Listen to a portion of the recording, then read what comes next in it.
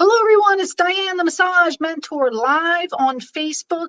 I'm a massage practitioner. I've been doing massage since 1996, and I haven't taken a paycheck from another business since. It's been great. And I have Til with me. Hey. I was telling him, and I'm not shy. I'm sorry, I'm not shy. I'm going to tell everybody. Isn't he so beautiful? Oh, my God, you're so handsome. Holy God. Right. Okay. Way to warm up the guest. Yeah, that's exactly. right. That's right. So are you ready to get started? I'm excited to find out more about you. So it seems to me that since 1995, you've been working with a plethora of different kinds of modalities: massage therapists, chiropractors, physical therapists, movement teachers. Does that seem like a blink of an eye, or does that seem like, did the journey feel difficult at times? I mean, that's a long time. That's a wide variety of people. Tell us a little bit about that.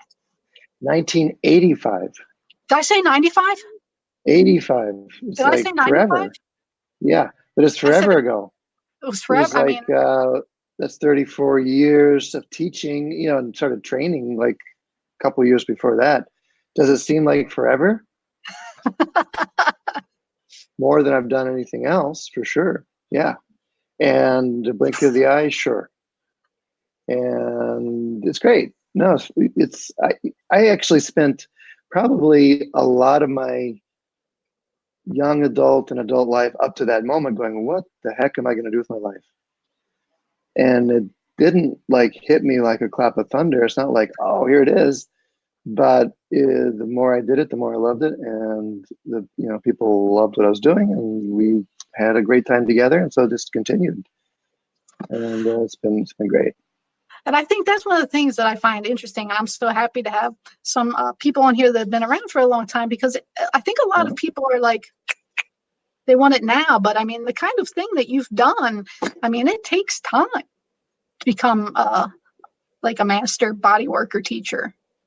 You're still flattering me. Thank you. But that's, there probably is something about time. Probably just hanging out with it.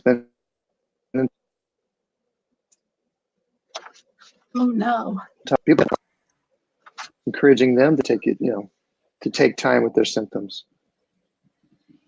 Yeah, absolutely. You're slowing down over there. There we go. Yeah. What got you started? Well, yeah, I'm slowing down, maybe because I'm in Germany right now. I'm just trying to shut down the connection and stuff. But yeah, you tell me if it's a problem. I'll try to talk slower. Who knows what? What got me started? Really, it was the body-mind thing. It was really, actually, you know what it was? I heard about Rolfing when I was in high school. One of my teachers got Rolfed, and she described it in a really weird way. She says, like, where they pry your muscles apart and get down to your bones. And by the way, it's not quite like that. That's not an accurate official description at all. So if you're listening in from the Roth Institute, that's, there's the disclaimer.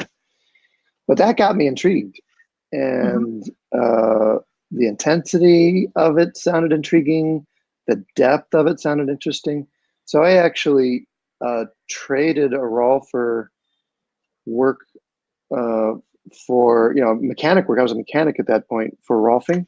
And then I also saved up the money. It was like a huge amount of money for like an 18, 19-year-old kid to get Rolfed, and went for it. And it was good. It was good.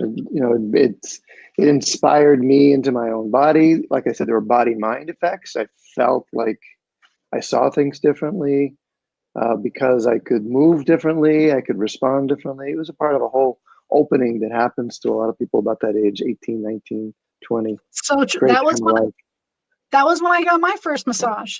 And I actually, I got my chest opened up, and I was like, oh, I just started crying. I just cried a lot. And I had a lot of images go through my head.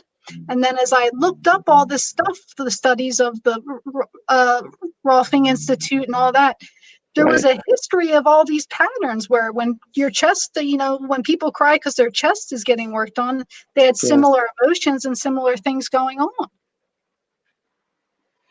Right. You mentioned Ken Dyck Walden, you know, he was trying to put together a dictionary of what's this part of the body mean, you know, that's the way we're thinking about it back then. He was a pioneer. I think he was like in his 20s too when he wrote that Yeah, book. he I'm trying to was. remember the name of the book. Body Mind. Body Mind, was that it? Yeah. Yeah. But yeah, we were really experimenting and saying how does the body reflect our emotions? If we do body work, does that affect how we feel emotionally? Can you predict that? Those were the questions, you know. So that's Those were awesome the that questions. at 19 you saved up your money and you got Roth, and then you spent about 20 years at the Ida Roth Institute, correct? That came, yeah, a little later, you know, maybe 10, 11, 12 years down the line. I was in my late 20s, early 30s, had trained as a rolfer, got a job there teaching, actually assisting Tom Myers in some classes he was teaching there. And then I assumed directorship of that department after a few years and stayed with him for like 20 years, teaching that level of the training, which is now called the foundations of rolfing structural integration. It was great. I got a lot of kind of academic freedom. I got a lot of support for what I was bringing in. Basically, I brought in a lot of what I was interested in and what I'd been learning at the Esalen Institute the previous decade and applied it to teaching rolfers how to do really good work. Oh, that's great. Yeah, had a great time. And then you went right over, it seems like, to the next best place, you know, like the Esalen Institute. We were talking about that a little bit. And so what a great combination. And how was that when you had your stay there? Yeah, actually, I went to the Esalen Institute first. I spent 5 years living and working at the Esalen. That's all right. That's how I got the job at the Roth Institute. That says you were at Ida Roth, the place Ida Roth got famous, which was the Esalen Institute. Maybe you got something to offer us here at the Roth Institute. So no, I spent 5 years living, teaching, learning, apprenticing, mentoring, everything at the Roth Institute, working on myself. You know, getting sorting through my own baggage, history, strengths, gifts, all that kind of stuff coming out. Yeah. See, I like that you're willing to share that part, because I think it's really hard to go to another level of body work or teaching body work without doing some of that inner work yourself, right? Yeah, right. And there's this tradition in our field that this work is personally transforming.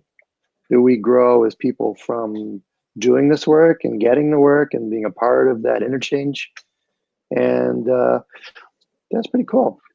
It maybe not be the dominant paradigm in every school or every subculture within our profession, but for sure it's part of our lineage or heritage. There's that whole tradition that came out of the Esalen Institute and a few centers on the East Coast too. And in some ways, Asian or Eastern oriented influences are really looking at the development of the practitioner. How do we grow as a person? How do we get better in life in order to get better at our work? And thank you for saying that. I love that you're saying that.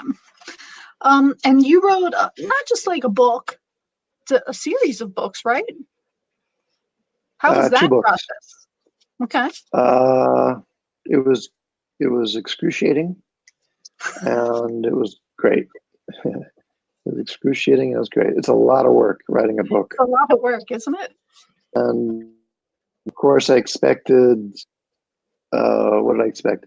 I expected like to be instantly famous, and nothing happened. When you write the book, like nothing happened.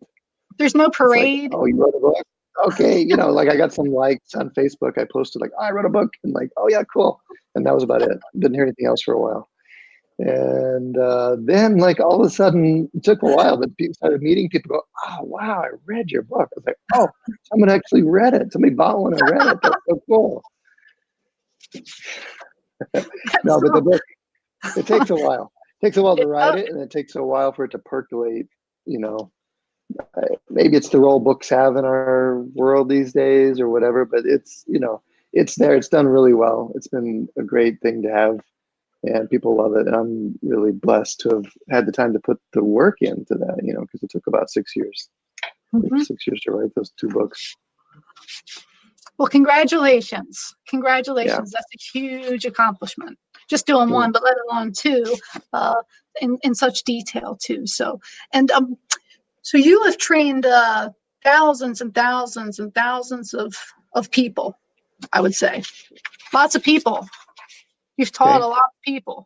And I'm just wondering, like, as a teacher, what are some of your greatest moments as a teacher? Yeah, greatest moments as a teacher. First thing that comes was getting my first teaching job. It's like, what? I can actually go teach this and someone's going to pay me a little bit of money to do this? That is so cool. Greatest moments. Greatest moments. Yeah, those early teaching jobs for sure.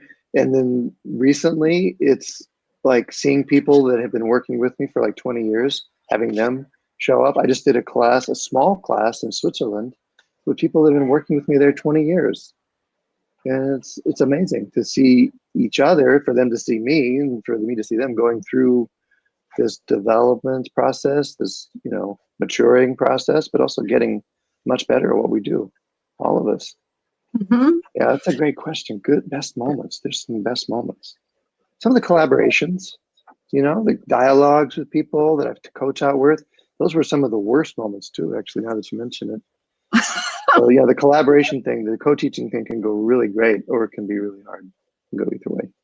But no, that's for sure. You know what it is? It's the faculty too. It's the community of practitioners that come together, because typically people in our work don't get a lot of community time from their work. They get a lot of client time.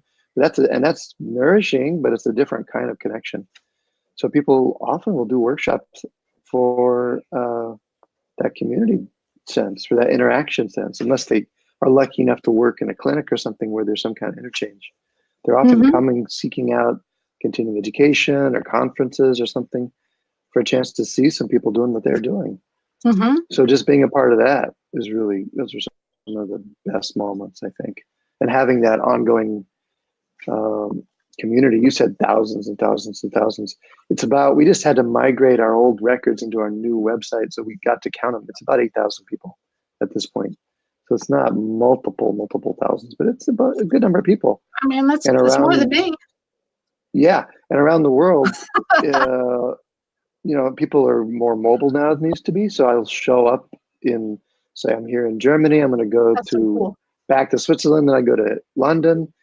People show up in London. It's like, wait a minute, I didn't see you in London. I saw you. Where was that? Oh yeah, New Jersey. Okay, cool. So while I don't have this, I don't have this down, but do you notice a difference or a similarity when you go from place to place and teach in kind of the vibe of the people learning and where they're at? Similarity. Yeah. So you feel a similarity? Yeah, there's differences. I mean, with different professions, you mentioned all those different professions. So there's generalizations you can make about what's really interesting or motivating for different professions. And for sure, there's cultural differences. And that's really interesting to be teaching basically a same point of view.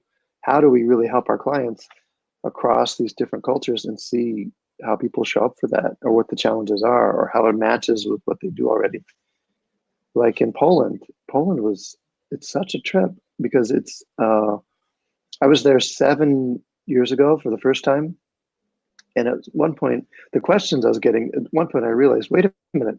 Okay, I get it. These people, nobody in this room except for me went through the 60s.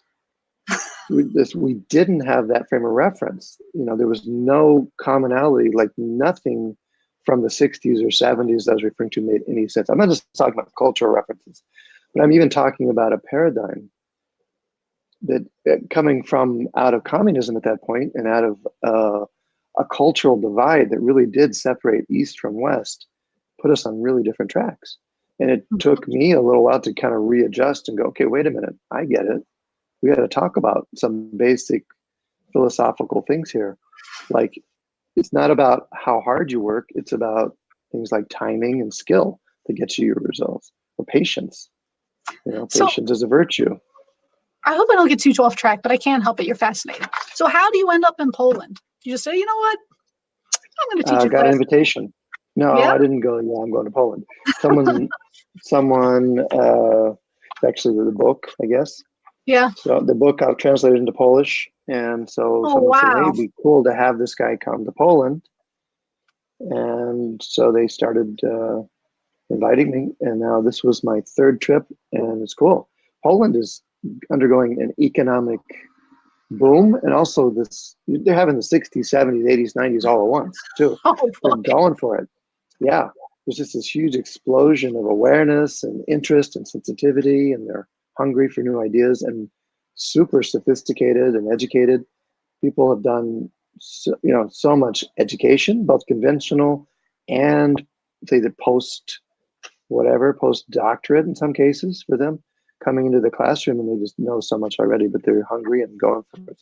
It's inspiring, actually, for the rest of us too.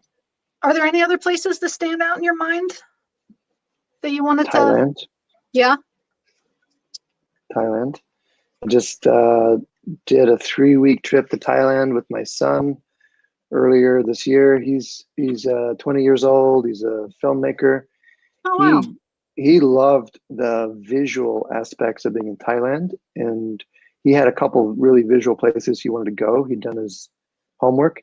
I wanted to find a place to take a retreat, a group of practitioners, because actually, you know what that is? That's what it is. The things that have really stood out for me, the things that have really been the most special moments for as a teacher, have been some of these longer retreat residential experiences.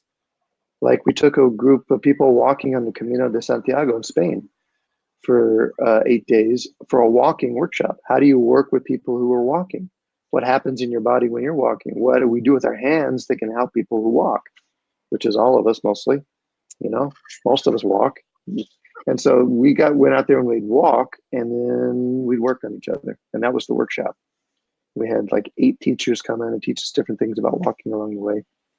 Oh, So that's that's where we're going to Thailand next year for a breathing workshop, because whether or not you think of yourself as a walker, you are a breather. And so it is key. Breathing is key.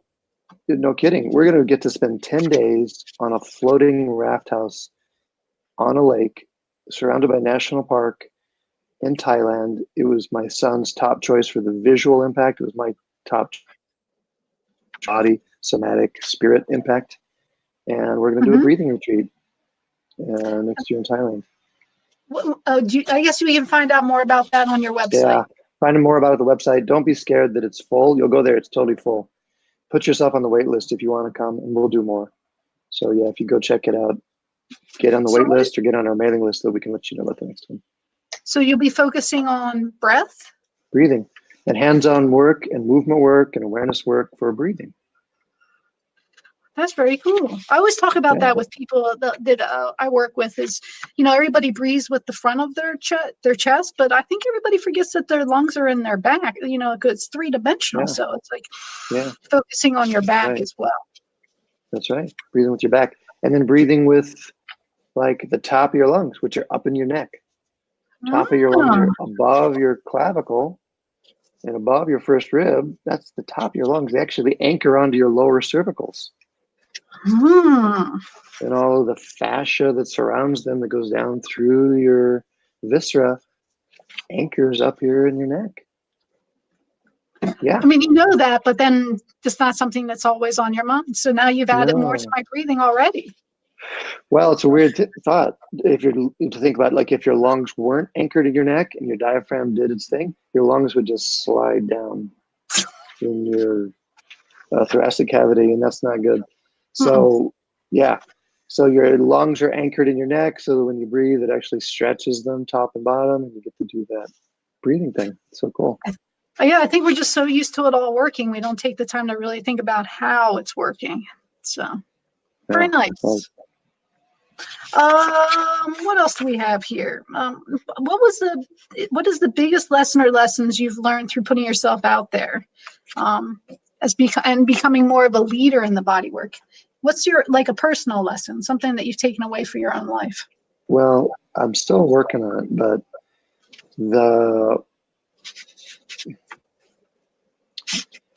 but The place that's really making the most difference, I think, that I'm really starting to get, is that you're the message as a practitioner. People are coming for you. They see you a certain way, maybe accurately, maybe not accurately, but whatever it is, they see something there that they're really interested in, and they want some of that. They want to, know what you have to offer. They want to feel you work on them, so they get some kind of transmission of what you're up to and what makes you interesting. That's really, So really, I think the lesson is like, you're the attraction. Thailand's cool, but you're even better, really. There you go. For real. I mean, when we get that, and not in like an ego way, or not like, I'm so cool, it's more like, just like, in all humility, it's something kind of cool happens when we work together, and that's really a blessing to be able to do that. That kind of work with people. I like it. And so I don't want to take up too much more of your time. Is there anything you want to leave us with or tell us about before we? No, that was it. That was the punchline. That was the punchline? Yep.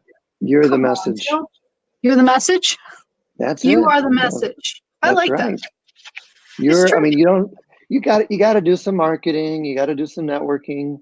You got to run it as a business. All those things are just realities.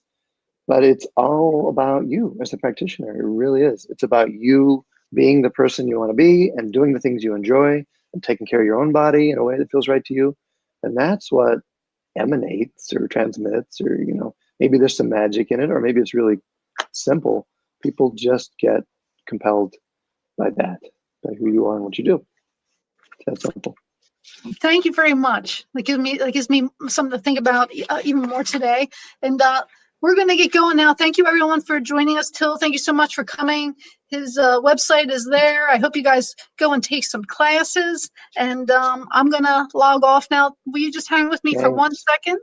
And yeah, sure. We'll see you guys later. Thank you very much. See ya. Thank you. Great work you're doing.